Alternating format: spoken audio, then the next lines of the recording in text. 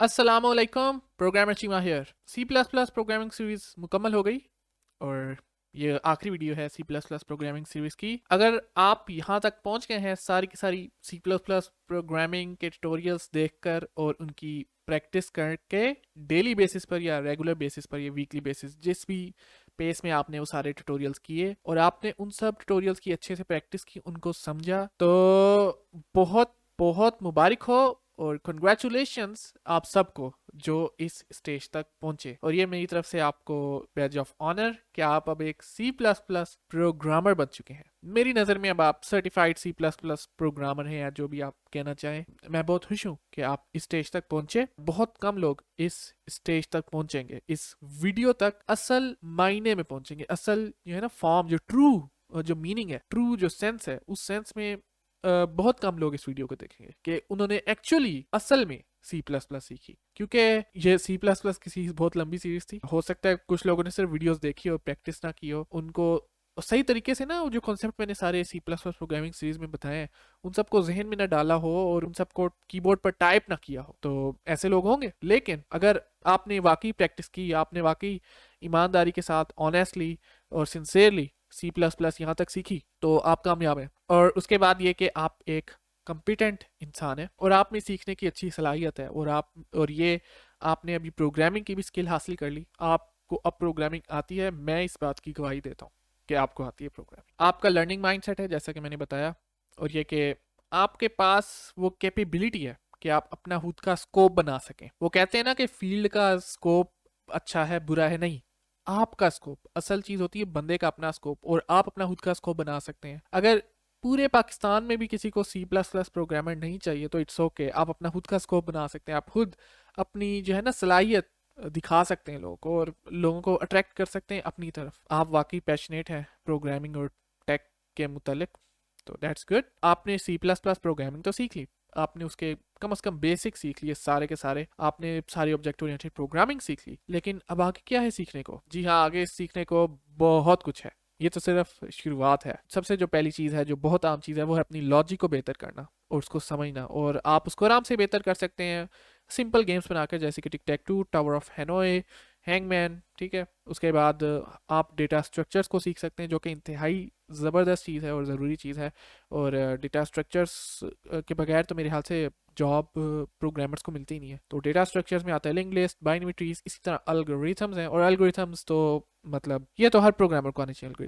Algorithms को आप avoid नहीं कर सकते। उसमें बबल सॉर्टिंग आ जाती है, ब्रेथ फर्स्ट सर्च, और भी बहुत कुछ आता है। You can search on Google. आपको चाहिए कि आप डिफरेंट किस्म के एसडीकेस यानी कि सॉफ्टवेयर डेवलपमेंट किट्स और फ्रेमवर्क्स और लाइब्रेरीज को ट्राई करें, उन्हें इस्तेमाल करके देखें, उनको इंटीग्रेट करें अपने सी प्लस प्लस प्रोग्राम में और देखें कि आप उनसे क्या कर सकते हैं। ठीक है, जस्ट प्रैक्टिस करें थोड़ा, देखें कि हाउ इट वर्क्स, डॉक्यूमेंटेशन पढ़ के देखें फ्रेमवर्क्स और लाइब्रेरीज की। सीखने को तो बहुत कुछ है। मतलब मैं कर ही नहीं सकता, मैं पूरी लिस्ट बना ही नहीं सकता, इतना ज़्यादा है सीखने को। उसके बाद आ जाते हैं प्रोग्रामिंग पैटर्न्स। हमने हिस्से सीख लिए प्रोग्रामिंग के, लेकिन हमने प्रोग्रामिंग पैटर्न्स तो नहीं सीखे कि प्रोग्रामिंग के किस किस्म के पैटर्न्स हो सकते हैं। उसमें आते हैं सिंगलटन, इंटरफेसेस, और उसके बाद इवेंट लिस्टनर्स आ जाते हैं, सिग्नल, बहुत सारे पैटर्न्स हैं जो हमने सीखने हैं। ज़बरदस्त बात यह है कि सी प्लस प्लस का अभी हमने एक कह लें कि बेसिक हिस्सा ही कवर किया है। अभी एडवांस सी प्लस प्लस भी है जिसमें आते हैं लैम्डास, फंक्शन पॉइंटर्स, टेम्पलेट्स, ऑटो, और पता नहीं क्या क्या। मतलब मुझे भी, टू बी ऑनेस्ट, मुझे भी नहीं आती एडवांस सी प्लस प्लस, और मैंने कभी इतना इस पर गौर नहीं किया। लेकिन बहुत सारी एडवांस चीज़ें हैं जो कि फ़ायदा देती हैं, इसमें कोई शक नहीं। आपने जो C plus plus programming series में सीख लिया है ना, that will be enough for everything that you want to develop. जो भी चीज़, जो भी प्रोग्राम आपके जहन में आएगा वो आप बना सकते हैं। C plus plus programming series का मकसद ये था कि आप एक ऐसी जुबान सीखें कि उसके बाद आप को किसी और जुबान सीखने की ज़रूरत नहीं है और आपका एक अच्छा कॉन्सेप्ट बन जाए प्रोग्रामिंग का। और जब आपका प्रोग्रामिंग का कॉन्सेप्ट सॉलिड हो जाएगा तो बेशक आपके पास एडवांस चीज़ें हो ना हो, उससे फ़र्क नहीं पड़ता। You can just develop everything. जो भी आपके जहन में आते हैं ना program, you can make it now, आप बना सकते हैं। वो अलग बात है कि थोड़ा ज़्यादा टाइम लगेगा, कम टाइम लगेगा, या प्रोग्रामिंग लैंग्वेज अच्छी नहीं है, वो सारी बातें डजेंट मैटर। असल चीज़ जो मैटर करती है वो कॉन्सेप्ट है। ज़ाहिर है प्रोग्रामिंग लैंग्वेज एक तो आनी चाहिए। तो या you are a programmer, without a doubt. C plus plus के अलावा आप दूसरी ज़ुबानें सीख सकते हैं, आप जावास्क्रिप्ट सीख सकते हैं, आप पाइथन सीख सकते हैं, बल्कि यही दो ज़ुबानें जो मैं रिकमेंड करता हूँ कि आप सी प्लस प्लस के बाद सीखें। सी शार्प भी सीख सकते हैं और वो भी बड़ी काम की है। और अगर आप जस्ट कीबोर्ड पर टाइपिंग कर करके बोर हो गए हैं, कोड लिख लिख के तंग आ गए हैं, यार कोड क्या मतलब कुछ असल में तो हो नहीं रहा, कोई रियल लाइफ एप्लीकेशंस तो मैं बना नहीं सकता, फिर आप इलेक्ट्रॉनिक ऑब्जेक्ट्स का इस्तेमाल करें, इंटरेक्टिव इलेक्ट्रॉनिक जो होते हैं ऑब्जेक्ट्स, जैसे कि आर्डुनो, ऑलराइट, उनके साथ आप प्रोग्रामिंग करें, उनसे आप काम करवाएं। आप उससे छोटे मोटे प्रोजेक्ट्स कर सकते हैं, जैसे कि temperature detection, racing car, I mean बहुत कुछ कर सकते हैं। टू बी ऑनेस्ट ये ऐसी फील्ड है जिसका मुझे भी इतना इल्म नहीं है। तो जो अगली चीज़ आती है वो है जॉब्स, क्योंकि जॉब्स मैटर करती हैं, लोग जॉब्स का पूछते हैं। तो आप क्या क्या कहाँ कहाँ जा सकते हैं इस नॉलेज से सी प्लस प्लस प्रोग्रामिंग की? आप डेस्कटॉप एप्लीकेशन डेवलपर बन सकते हैं, मोबाइल एप्लीकेशन डेवलपर बन सकते हैं, वेब डेवलपर बन सकते हैं, गेम डेवलपर बन सकते हैं, और डेटाबेस एडमिनिस्ट्रेटर भी बन सकते हैं अगर आप डेटाबेस सीख लें तो, एसक्यूएल, मोंगोडीबी और ये सारी चीज़ें हैं। उसके अलावा भी आप कुछ चीज़ें बन सकते हैं, बट आई मीन थोड़ी कॉम्प्लेक्स चीज़ें आ जाती हैं। मसला ये कि अभी आपने सिर्फ एक सॉलिड कदम उठाया सीखने की तरफ, अभी आपने मज़ीद चीज़ें आपको सीखनी पड़ेंगी। आप इस तरह सीधा से जंप नहीं मार सकते। मिसाल के तौर पर आप वेब डेवलपर बनना चाहते हैं तो या यू हैव टू, अब आपको जावास्क्रिप्ट सीखनी होगी, अब आपको HTML CSS सीखना होगा। अगर आपने डेस्कटॉप एप्लीकेशन डेवलपर बनना है तो आपको देखना होगा कि ये .NET क्या चीज़ है, और ये सारे फ्रेमवर्क्स आपको देखने पड़ेंगे जो विंडोज़ के हैं, और बहुत लंबी जर्नी है, और मैं उम्मीद करता हूँ कि आप इस जर्नी को क्रॉस कर लेंगे। लेकिन मेरे चैनल पर तो गेम डेवलपर्स की जर्नी है। अगर आप गेम प्रोग्रामिंग के लिए इधर हैं तो मैं उस पर थोड़ा ज़्यादा गाइड कर सकता हूँ। आपने सी प्लस प्लस प्रोग्रामिंग सीख ली, आपने बेसिक्स सारे सीख लिए और थोड़ा बहुत एडवांस भी सीखा, ऐसा नहीं कि आप बिल्कुल ही मतलब अभी पीछे नहीं है। You have learned a lot, खास तौर पे ऑब्जेक्ट ओरिएंटेड प्रोग्रामिंग, जिसके बगैर तो मैं कहता हूँ प्रोग्रामिंग ना ही करो। तो अब आपका वक्त आ गया कि आप C plus plus 2D game development SDKs को ट्राई करें, लाइब्रेरीज को ट्राई करें, फ्रेमवर्क्स को ट्राई करें, जिसके जरिए आप ज़ाहिर गेम्स बना सकते हैं। मेरी जो चॉइस थी जब मैं प्रोग्रामिंग सीख रहा था सी प्लस प्लस, और जब मैं गेम डेवलपमेंट की तरफ था, तो वो थी SDL2, simple direct media library 2 version 2, और आप गूगल पर ये सर्च कर सकते हैं। लेकिन मैं आपको रिकमेंड करूंगा कि आप SFML को इस्तेमाल करें, को ट्राई करें। और जो एक लाइब्रेरी जिस पर मेरी बड़ी आंख पड़ी है और मैं कहता हूँ उसको यार ट्राई करते हैं, क्योंकि वो बहुत ज़बरदस्त है, वो भी काफ़ी इम्प्रूव हो रही है और काफ़ी ज़बरदस्त लग रही है, और वो है रेलिप, जो कि सी पर बनी है, सी ज़ुबान, बट सी और सी प्लस प्लस एक दूसरे के भाई हैं। आई थिंक इसकी बाइंडिंग है सी प्लस प्लस की, तो हम इसको सी प्लस प्लस पर भी कर सकते हैं रेलिप को, और बहुत स्ट्रेट फॉरवर्ड है रेलिप और बहुत ज़बरदस्त है। खैर ये तो अभी हमने बात की कि हमने SDKs, लाइब्रेरीज या फ्रेमवर्क्स गेम डेवलपमेंट के कौन से इस्तेमाल करने हैं। अगला सवाल ये आता है कि आखिर गेम प्रोग्रामिंग बेसिक्स किस तरह से करने हैं। पहला तो ये बात आप जहन में रख लें कि एक स्टेप एक वक्त में, ऐसा नहीं कि आप बड़ी बड़ी गेम्स बनाना शुरू कर दें और बस शुरू ही हो जाए सारा कुछ करना, ना ना ना ना ना, आराम से एक एक स्टेप क्रॉस करना है, एक एक स्टेप सीखना है और इस तरह से बढ़ना है। हमने शुरू करना है छोटी गेम से, बहुत छोटी गेम्स, बहुत छोटी गेम, और उनमें आती हैं Pong, Arkanoid, block breaker, space invader, 2D racing.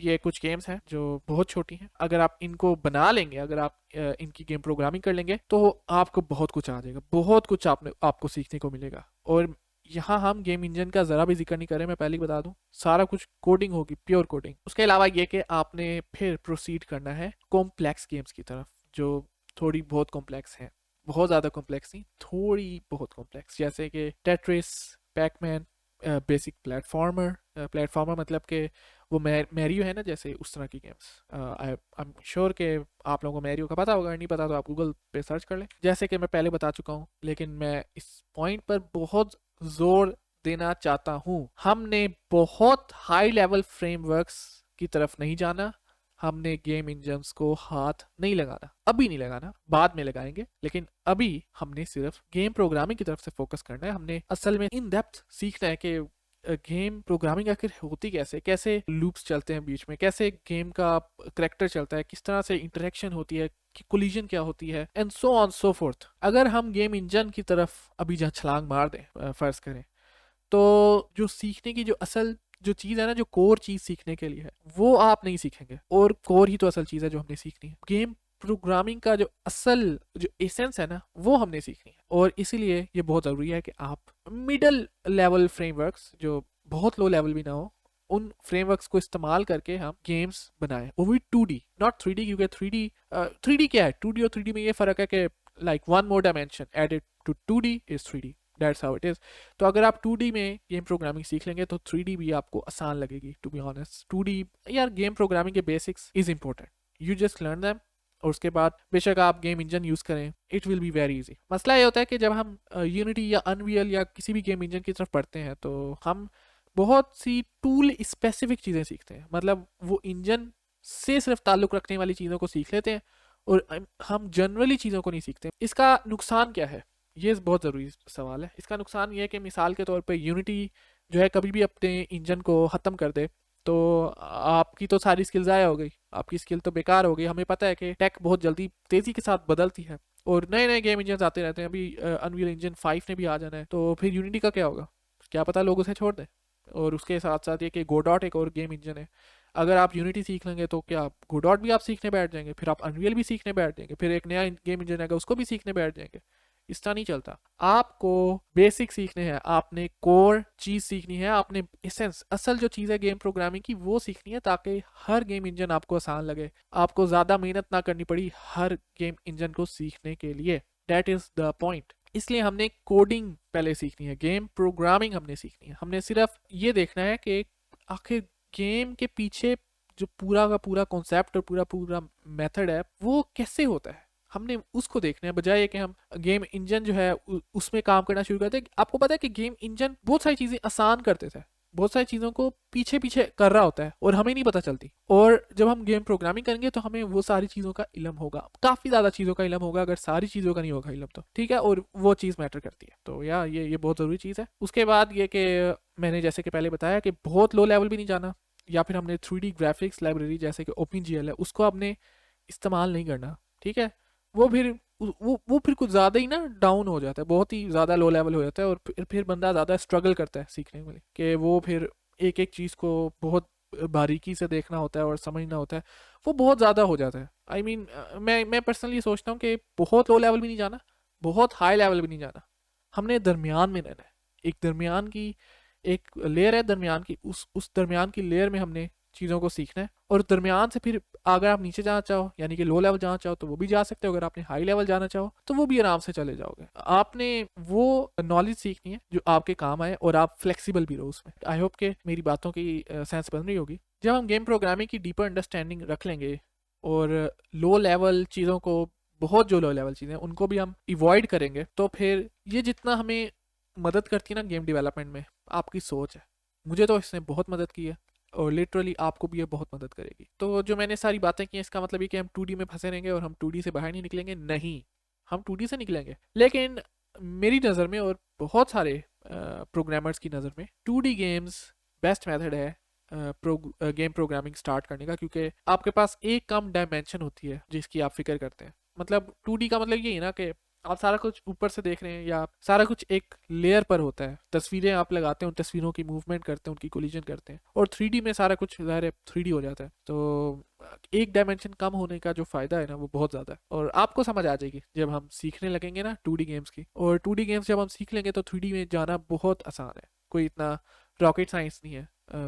2D की जो इन्फॉर्मेशन, जो नॉलेज है ना, जो हम 2D गेम्स को डेवलप करने में इस्तेमाल करेंगे वो आराम से ट्रांसफ़र हो जाएगी 3D गेम्स के लिए भी। सच्ची बात तो है कि जब हम 2D गेम्स डेवलप कर लेंगे और हम सारे जो कॉन्सेप्ट्स हैं गेम प्रोग्रामिंग के उनको हम अच्छे से समझ जाएंगे, तो हम किसी भी गेम इंजन पर को इस्तेमाल कर सकते हैं और उनमें 3D गेम्स बना सकते हैं डायरेक्ट। कोई इतना सोचने वाली बात ही नहीं है, और आप कोई भी गेम इंजन यूज़ कर सकते हैं, यूनिटी, अनरियल, गोडॉट, जैसे कि मैंने आपको पहले बताया। एक छोटी सी एडवाइस जो मैंने यहाँ नीचे लिखी हुई है वो ये है कि अगर आप गेम्स डेवलप कर रहे हैं एज अ सोलो डेवलपर, तो आपको हमेशा ये कोशिश करनी चाहिए कि आपकी गेम का जो स्कोप है या उसका गेम का जो आइडिया है या उसका साइज़ है वो छोटा ही हो, क्योंकि वरना चीज़ें काफ़ी मैस हो जाती हैं। एक अकेला बंदा बहुत ज़्यादा चीज़ों को हैंडल नहीं कर पाता, कर भी सकता है, ज़रूरी नहीं है। पहले प्रोग्रामिंग आती है, दूसरे नंबर पे 2D गेम्स यूजिंग लाइब्रेरीज, तीसरे नंबर पे 2D games using game engines, और चौथे नंबर पे 3D games using game engines. आप 2D games using game engines को काट भी दें तो मतलब 3D गेम्स पे आप सीधा सीधा जंप मार सकते हैं यूजिंग गेम इंजन्स। आपने प्रोग्रामिंग सीख ली है तो आप किसी भी प्रोग्रामिंग रिलेटेड फील्ड में जा सकते हैं। ज़रूरी नहीं कि आप गेम प्रोग्रामर या गेम डेवलपर ही बने। मुझे फॉलो करने का शुक्रिया। सी प्लस प्लस प्रोग्रामिंग को यहाँ से सीखने का शुक्रिया। अपना और अपने घर वालों का ख्याल रखें और खुश रहें। मिलते हैं अगली वीडियो में। अल्लाह हाफिज़।